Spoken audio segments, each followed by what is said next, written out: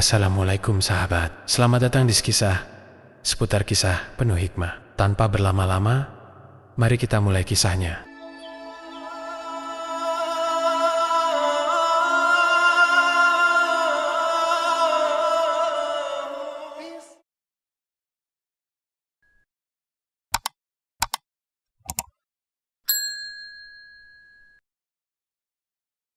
Ini merupakan bagian kedua.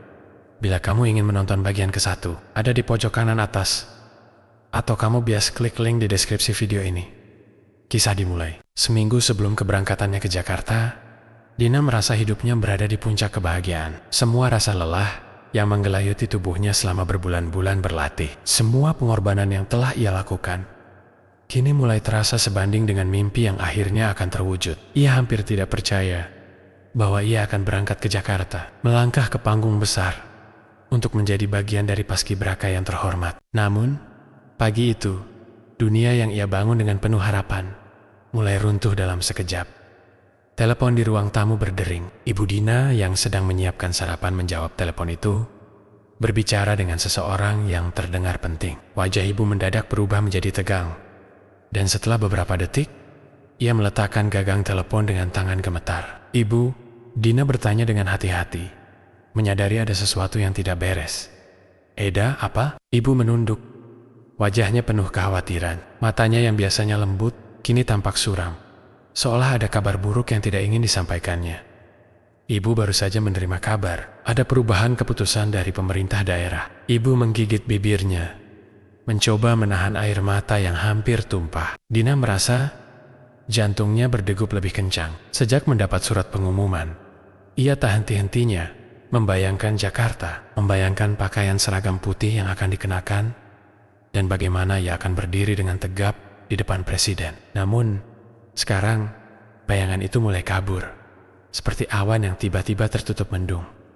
"Ibu, apa maksudnya?" Dina bertanya lagi.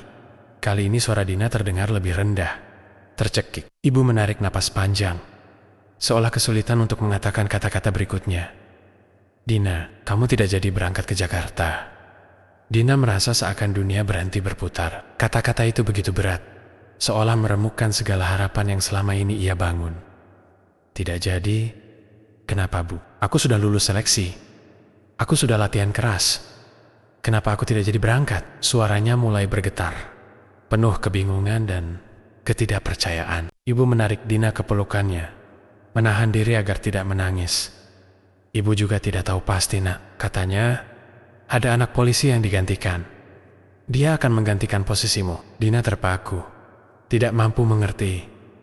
Anak polisi? Dina merasa kata-kata itu seperti pukulan yang berat. Bagaimana mungkin seseorang yang baru masuk, yang tidak sekeras dirinya berjuang, yang tidak sekeras ia berlatih, tiba-tiba mengambil tempatnya? "Iya, sayang," katanya. Anak itu lebih dikenal oleh petinggi-petinggi di kota. Ada hubungan keluarga yang membuatnya lebih diutamakan. Mereka bilang, itu keputusan dari atas. Dina tidak bisa menahan diri lagi. Ia merasakan air mata mulai mengalir begitu saja, tanpa bisa dihentikan. Semua pengorbanan yang telah ia lakukan seakan sia-sia. Semua janji yang ia buat kepada dirinya sendiri, kepada orang tuanya, seakan-akan lepas begitu saja, terbang melayang tanpa arah. Ia merasa hancur, seakan semua pintu yang terbuka kini tiba-tiba tertutup rapat. Tidak adil. Dina bergumam, suaranya pecah. "Aku sudah berusaha keras, Bu. Aku sudah berlatih dengan semua kekuatan yang aku punya. Kenapa mereka tidak melihat itu? Kenapa mereka lebih memilih anak itu?" Ibu memeluk Dina erat, berusaha menenangkan, meskipun hatinya sendiri terasa begitu pilu. "Ibu tahu, Nak. Ibu tahu kamu sudah berusaha sekuat tenaga. Ini memang bukan hal yang mudah untuk diterima. Tapi kita harus ikhlas. Ini adalah takdir. Dan kita tidak tahu apa yang Allah rencanakan untuk kita." Dina hanya diam. Ia tidak bisa mengerti mengapa takdirnya harus seperti ini. Mengapa impian yang begitu dekat tiba-tiba dicabut dari tangannya. Harapan yang sudah ia rangkul dengan erat seakan lenyap hanya karena faktor yang tak bisa ia lawan. Bukan karena kurangnya usaha, bukan karena kurangnya kemampuan, tetapi hanya karena nama dan status yang lebih diutamakan. Saat itu, ayah Dina masuk ke dalam rumah, melihat mereka berdua. Wajahnya tampak kaget dan bingung. Namun, ada keteguhan di matanya yang memberi sedikit ketenangan pada Dina. Ayah yang selama ini tidak banyak berbicara, kini memutuskan untuk berbicara. "Dina, aku tahu ini sangat berat. Aku tahu kau merasa sangat kecewa. Tapi ingatlah, tidak semuanya dalam hidup ini bisa kita kendalikan. Terkadang, ada hal-hal yang terjadi di luar kemampuan kita. Namun, itu tidak berarti kita berhenti berjuang. Ada banyak jalan lain yang bisa kita tempuh. Meskipun jalan itu tidak mudah." Dina hanya menatap ayahnya. Hatinya penuh dengan rasa sakit yang mendalam. Tidak ada kata-kata yang bisa menghapus rasa kecewa ini. Semua pengorbanan yang ia lakukan, segala usaha yang telah ia curahkan selama berbulan-bulan, seolah sia-sia begitu saja. Namun, di dalam hatinya, ia tahu bahwa ini bukan akhir dari segalanya. Meski tak ada yang bisa menggantikan rasa sakit ini, Dina masih ingin berjuang. Ia masih ingin membuktikan bahwa ia bukan hanya bisa bermimpi, tetapi juga bisa meraih impian-impian itu, meskipun dunia tidak berpihak padanya. Di luar Rama, angin pagi bertiup pelan. Dina menatap langit yang mendung, seolah mengerti perasaannya. Ia tidak tahu apa yang akan terjadi setelah ini.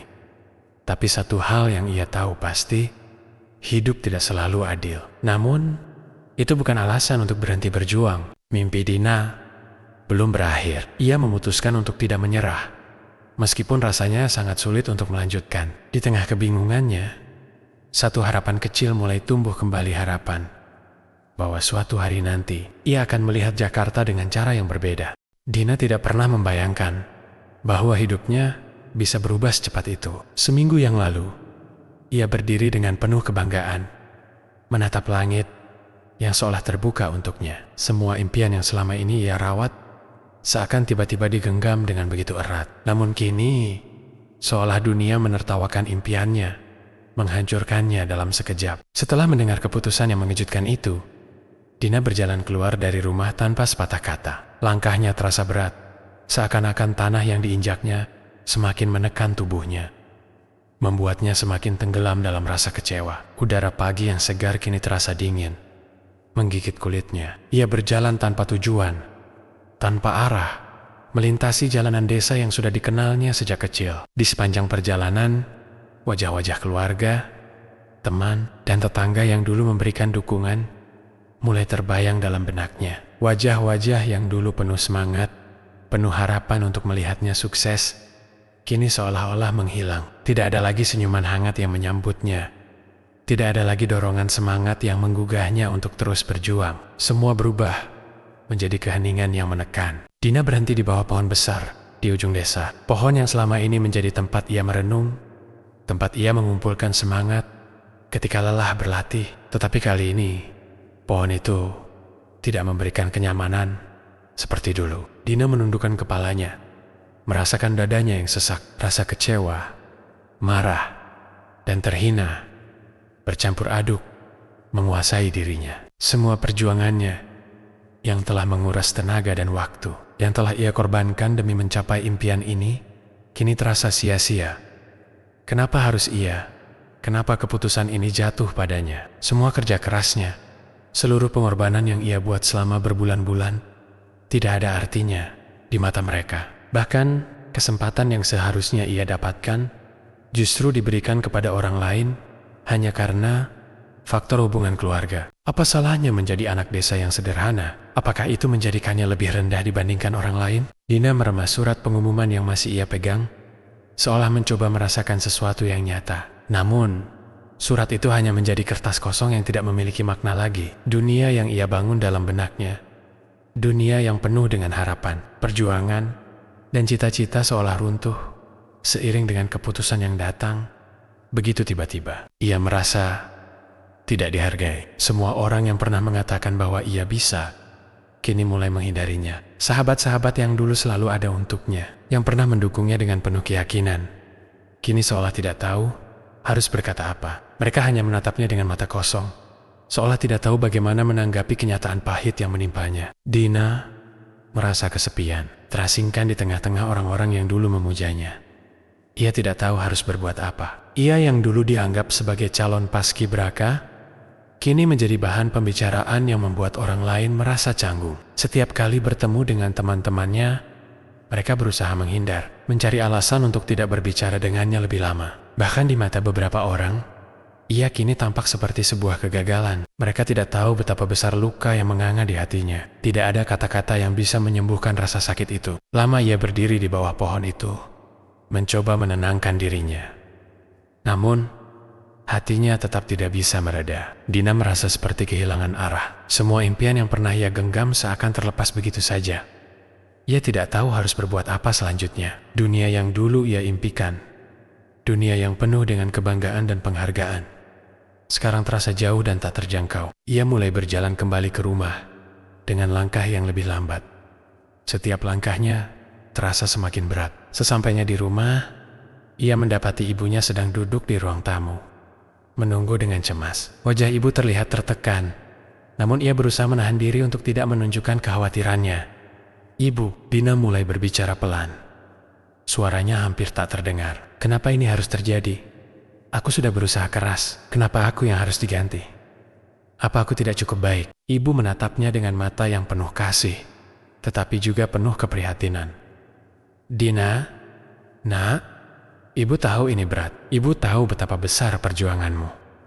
Tetapi, hidup tidak selalu adil. Kadang, ada hal-hal yang tidak bisa kita kendalikan. Yang penting, kamu sudah berusaha sebaik mungkin." Dina menundukkan kepala, berusaha menahan air mata yang mulai menggenang. Ibu mencoba meraih tangan Dina, menggenggamnya erat, seolah ingin memberikan kekuatan. Namun, Dina merasa seperti tidak ada yang bisa menolongnya. Rasa sakit dan kekecewaan yang begitu dalam membuatnya merasa kosong. Ia merasa seperti terbuang, seperti tidak memiliki tempat lagi di dunia ini. Hari-hari setelah keputusan itu semakin sulit dijalani. Dina tidak lagi merasa seperti dirinya yang dulu. Setiap kali bertemu dengan orang-orang, ia merasa diasingkan. Ketika ia melihat teman-temannya yang dulu semangat mendukungnya, kini mereka hanya memberi senyum yang canggung. Dina bisa merasakan betapa mereka ingin menghindarinya, seolah takut terlibat dalam kekecewaannya. Di sekolah, bahkan di tengah keramaian, Dina merasa terasing. Ia tak lagi mendengar pujian atau semangat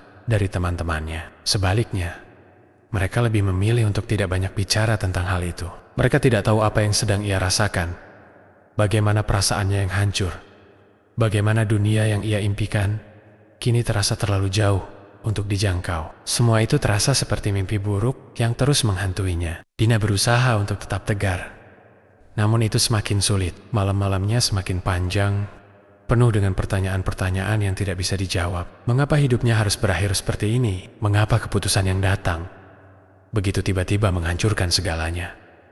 Mengapa ia harus merasakan kepahitan ini sendirian? Perasaan ditolak dan dipinggirkan membuatnya semakin terpuruk. Dina merasa tidak ada tempat untuknya di dunia ini. Semua orang yang dulu mendukungnya kini hanya menjauh. Ia merasa seolah-olah ia adalah kegagalan terbesar yang pernah ada, dan tidak ada yang bisa memperbaiki itu. Namun, di dalam hati Dina, meskipun penuh luka, ada secercah harapan yang masih tersisa. Meskipun semua terasa gelap, ia tahu bahwa suatu saat nanti, jalan hidupnya akan menunjukkan arah yang baru. Mungkin bukan paskibraka yang ia impikan, namun ada mimpi lain yang akan datang, membawa harapan baru dalam hidupnya. Tapi untuk saat ini, Dina harus berjuang dengan kenyataan yang sangat pahit. Dan meskipun begitu, ia tidak akan membiarkan diri terjatuh lebih dalam. Ia harus bisa bangkit.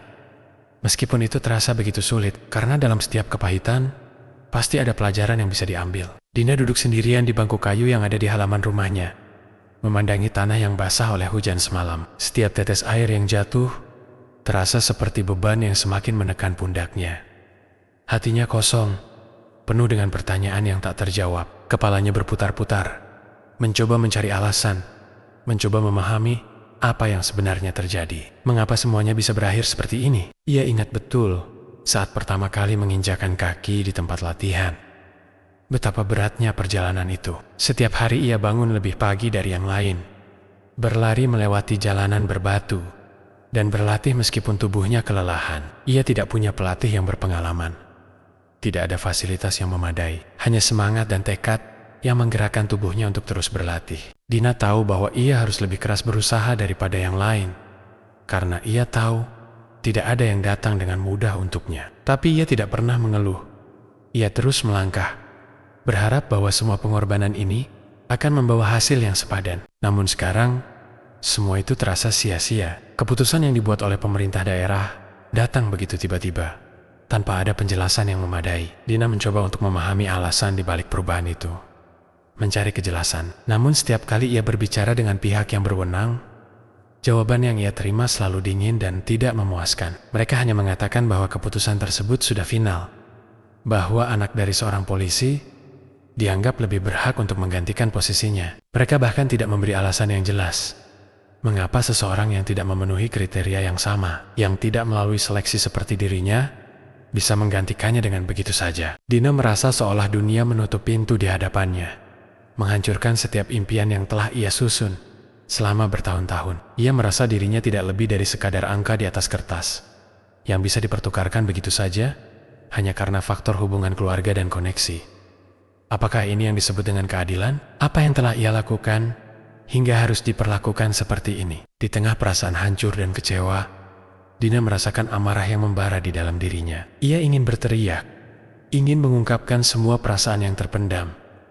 Tapi apa gunanya? Siapa yang akan mendengarkan suara seorang gadis desa sepertinya? Siapa yang akan peduli? Ia berjalan perlahan menuju sekolah, berharap bisa menemukan sedikit kedamaian di antara teman-temannya. Tapi begitu ia melangkah masuk ke halaman sekolah, ia merasakan tatapan-tatapan yang tidak nyaman. Beberapa teman sekelas yang dulu selalu mendukungnya, kini tampak enggan bertemu mata dengannya. Mereka yang dulu menyemangatinya, yang dulu berbicara dengan penuh harapan, kini hanya bisa diam, seakan-akan tidak tahu harus berkata apa. Beberapa bahkan berbisik di belakang punggungnya, menghindari kontak mata. Dina merasa dirinya terasingkan. Ia merasakan betapa rapuhnya hubungan yang selama ini ia bangun. Betapa cepatnya orang-orang yang dulu menyayanginya bisa menjauh begitu saja.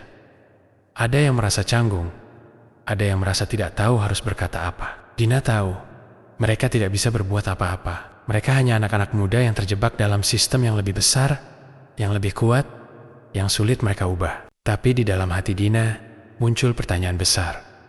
Untuk apa semua ini? Ia berusaha mati-matian, bekerja keras, berlatih tanpa henti.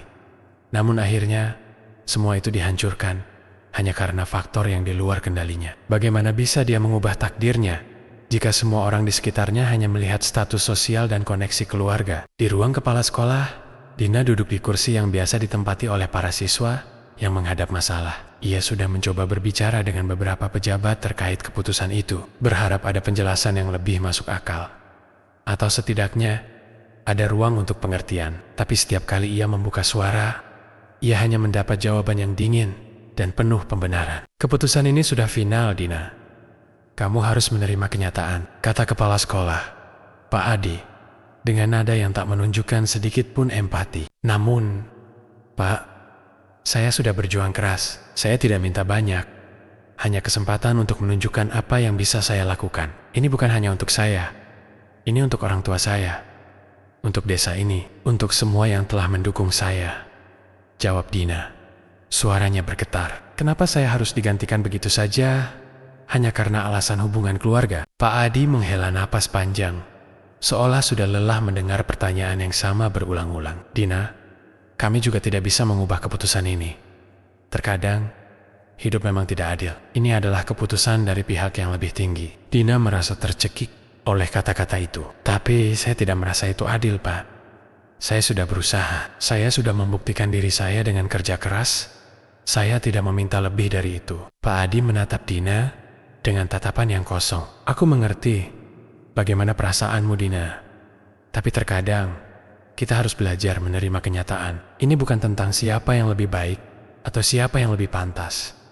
Ini tentang bagaimana dunia bekerja. Dina merasa semakin terhimpit oleh kata-kata itu. Bagaimana dunia bekerja, itulah yang selalu dikatakan orang-orang ketika mereka tidak bisa memberikan jawaban yang memadai. Dina merasa seperti kehilangan arah. Cita-cita yang ia genggam selama ini kini terasa jauh sekali, seperti ilusi yang sudah hilang. Setelah keluar dari ruang kepala sekolah, Dina berjalan kembali ke rumah dengan langkah gontai. Setiap langkahnya terasa semakin berat. Ia ingin berteriak, ingin melepaskan semua rasa kecewa.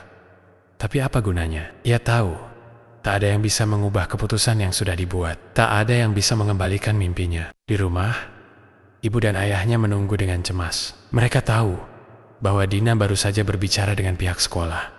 Tapi mereka tidak tahu apa yang terjadi. Dina masuk ke dalam rumah tanpa sepatah kata, berjalan ke kamar dan menutup pintu dengan keras. Di dalam kamarnya, ia duduk di sudut, meringkuk, mencoba menenangkan dirinya. Tapi semakin ia berpikir, semakin ia merasa hancur. Kenapa semua harus berakhir seperti ini? Dina bertanya dalam hati. Apa salahku? Dina duduk di sudut kamar, di tempat yang sama, di mana ia sering merenung tentang masa depannya. Kini, ruang itu terasa sesak, penuh dengan kesunyian yang begitu pekat. Tak ada lagi suara tawa riang, tak ada lagi semangat yang menggebu. Hanya hening yang mengiris hati. Matanya terpejam, tapi air mata tetap mengalir. Meskipun ia berusaha menahannya, kekecewaan itu begitu dalam. Rasanya dunia yang selama ini Dina anggap tempat yang penuh harapan, tiba-tiba berubah menjadi tempat yang asing dan kejam. Semua yang telah ia upayakan dengan penuh darah dan keringat, semua impian yang ia rajut dengan penuh keyakinan, kini hanya menjadi kenangan pahit. Ia merasa dihancurkan tanpa ampun. Seakan-akan tidak ada yang pernah menghargai perjuangannya. Dina mencoba untuk tidak menangis. Ia ingin menjadi kuat, ingin menunjukkan pada orang tuanya bahwa ia bisa menghadapinya. Namun, semakin ia mencoba menahan diri, semakin kuat pula gelombang kesedihan itu datang menghantam. Dalam diam, air mata terus mengalir, tanpa bisa ia bendung. Ia merasa seperti semua harapan yang ada di dunia ini kini menghilang begitu saja. Di luar jendela, angin malam berhembus pelan, menambah kesunyian yang sudah menyelimuti rumah mereka. Dina mendengar suara langkah kaki ibunya yang menghampiri kamar. Ibu selalu tahu kapan Dina sedang terluka, meskipun Dina tak pernah mengatakannya. Wajah ibu muncul di pintu kamar, penuh perhatian. Namun Dina hanya bisa menundukkan kepala, merasa terlalu malu untuk menunjukkan betapa hancurnya hatinya. Kenapa sayang? Tanya ibu dengan lembut, mencoba meraih tangan Dina. Dina tidak menjawab, hanya menggigit bibir, mencoba menahan isak tangis yang semakin tak terkendali. Hatinya terasa sesak. Di satu sisi, ia ingin menunjukkan kepada ibunya bahwa ia bisa lebih dari ini, bahwa ia tidak akan menyerah begitu saja. Namun, di sisi lain, ia merasa seperti tak ada yang peduli. Ia merasa seperti sebuah kegagalan yang tersembunyi di balik senyum-senyum kosong yang diterimanya setiap hari. Semuanya sia-sia, Bu. Akhirnya, Dina berbisik dengan suara yang hampir tak terdengar. Semua usaha itu, semua latihan keras, semua harapan, semuanya hancur begitu saja. Ibu duduk di sampingnya, memeluk Dina dengan lembut. Dina, kamu sudah melakukan yang terbaik. Tuhan tahu usahamu, dan itu yang terpenting. Jangan biarkan satu kegagalan membuatmu merasa tak berarti. Tapi meski ibu berbicara dengan penuh kasih, Dina tetap merasa ada jurang yang sangat dalam antara dirinya dan dunia luar. Ia merasa tidak ada yang bisa mengerti rasa sakit yang ia rasakan. Semuanya terasa sepi dan kosong. Sahabat-sahabat yang dulu mendukungnya sekarang tampak menghindar. Mereka tidak tahu harus berkata apa. Mereka tidak tahu bagaimana seharusnya mereka bisa membantu. Semua kata-kata yang dulu penuh semangat kini terasa hampa dan jauh dari kenyataan yang sedang dihadapi Dina. Selama beberapa hari setelah kejadian itu, Dina menarik diri dari semua orang. Ia memilih menghabiskan waktunya di dalam kamar, menyendiri, mencoba menenangkan pikirannya yang kacau. Ia tidak ingin bertemu siapapun, tidak ingin berbicara dengan siapapun. Bahkan, ketika teman-temannya yang dulu selalu mendukungnya menghubungi, ia hanya membalas dengan kata-kata singkat yang membuat mereka semakin bingung. Namun, meskipun ia menghindari dunia luar, perasaan hancur itu tetap ada. Ia merasa seolah-olah semua yang telah ia upayakan selama ini tidak pernah dihargai. Semua rasa sakit itu tertumpuk di dalam hatinya, seperti beban yang semakin berat dan tak terjangkau. Kadang, ia ingin berteriak, tetapi kata-kata itu tidak mampu keluar. Ia merasa terkunci dalam dirinya sendiri. Setiap kali Dina mencoba untuk bangkit, ada suara dalam dirinya yang terus mempertanyakan, mengapa aku? Mengapa aku yang harus merasakan ini? Perasaan tidak adil itu semakin menghancurkan keyakinannya, membuatnya semakin sulit untuk berdiri tegak. Ia merasa seperti sudah dipermainkan oleh takdir, ditarik ke sana kemari tanpa bisa mengubah apapun. Pagi-pagi sekali, setelah beberapa hari menutup diri, Dina akhirnya keluar dari kamarnya. Ia berjalan pelan menuju dapur, tempat di mana ibunya sedang sibuk menyiapkan sarapan. Ibunya tersenyum ketika melihat Dina, namun senyum itu terasa lebih cemas daripada biasanya. "Sayang, kamu sudah bangun?" tanya ibu lembut, berusaha menyelipkan sedikit kehangatan ke dalam suasana yang sunyi. Dina hanya mengangguk, tanpa bisa berkata apa-apa. Ia merasa seperti ada sebuah tembok besar yang menghalangi dirinya untuk berbicara dengan bebas. Meski ada orang yang peduli padanya, meski ada orang yang ingin mendengarkan, Dina merasa tak ada yang benar-benar bisa merasakan apa yang ada di dalam hatinya. Ibu meletakkan piring berisi nasi di meja dan duduk di hadapan Dina. "Kamu tahu, semua orang di luar sana akan melihatmu lebih besar dari apa yang kamu bayangkan. Kamu sudah melakukan yang terbaik. Ini bukan akhir dari semuanya." Namun, kata-kata itu terasa sangat berat. Dina hanya menunduk, meremas tangan di pangkuannya. Air mata yang sudah lama tertahan akhirnya jatuh juga. Dina tidak bisa menahannya lagi. "Tapi Bu, saya merasa seperti semuanya sia-sia. Semua yang sudah saya lakukan seolah tidak ada artinya," jawabnya dengan suara bergetar. Ibunya diam sejenak, lalu menghela napas panjang. Ia meraih tangan Dina, menggenggamnya dengan penuh kasih sayang. "Sayang, kadang hidup tidak selalu memberi kita apa yang kita harapkan. Tapi itu tidak berarti kamu gagal. Kamu sudah berjuang dengan sepenuh hati, dan itu jauh lebih berharga daripada apapun. Jangan biarkan kegagalan ini menghancurkanmu. Kamu lebih kuat dari yang kamu kira." Dina menatap ibunya dengan mata yang masih basah, berusaha menemukan secercah harapan di tengah kegelapan yang meliputi hatinya. Namun, meskipun kata-kata ibu penuh dengan cinta, Dina tahu bahwa untuk bangkit dari rasa sakit ini, ia harus menemukan jawabannya sendiri. Ia harus belajar menerima kenyataan ini. Meski rasanya begitu pahit, hari-hari berikutnya terasa semakin berat. Dina masih berjuang melawan perasaan kecewa yang mendalam. Namun perlahan, ia mulai menyadari bahwa hidup memang tidak selalu berjalan sesuai dengan yang diinginkan. Tidak ada yang bisa mengontrol takdir. Dan terkadang, ada hal-hal yang memang di luar kendali kita. Namun, meskipun hatinya hancur, Dina tahu bahwa ia tidak bisa terus terpuruk. Meskipun perjuangannya tidak membuahkan hasil yang ia inginkan, ia harus tetap melangkah. Dunia masih menantinya, dan mungkin di suatu tempat yang jauh di luar sana, ada kesempatan lain yang menunggunya. Kisah bersambung. Nantikan bagian ketiganya ya. Sekian kisah dari kami. Jadi jangan lupa like, komen, dan subscribe channel ini. Wassalamualaikum warahmatullahi wabarakatuh. أحب الوفاء بشتى الصور، أحب الوفي الأمين الأغر، فأهل الوفاء كلون السحاب وحسن الربيع